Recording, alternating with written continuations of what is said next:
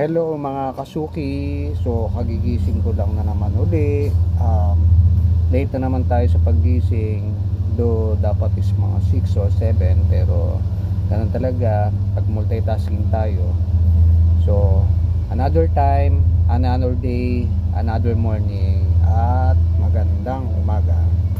So magkakape muna tayo. Ayan, gawa mo ng kape, tapos habang wala pang mga customer, so hindi pa ako nagbukas, prepare mo muna. Then syempre hapon medyo okay yung benta, konti lang naman. Syempre kailangan kong pagbigyan yung mga ka-competitors ko.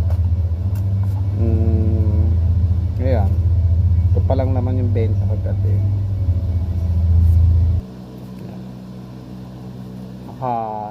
11,500. Baba pa nga kailangan ko pagbigyan yung mga competitors ko. So buti nga wala pang mga nakapila. Alam mo naman.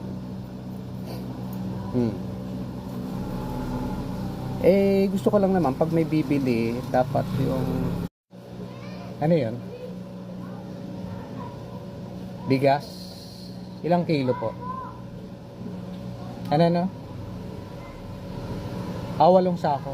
Wait lang po. 65 pesos po per kilo. Pag 8 po, 13,000 po. Teka lang, may bumibili. 1, 2, 3, 4, 5, 6, 7, 8, 9, 10, 11, 12, 13. Saglit lang po. Teka lang, may bumibili.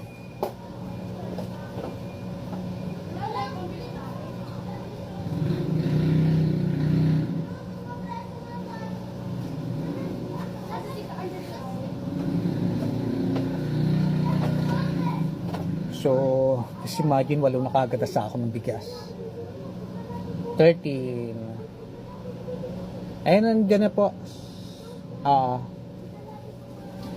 Ready na doon. Salamat po. Okay. So yun nga, maga pa lang, kota na kagad.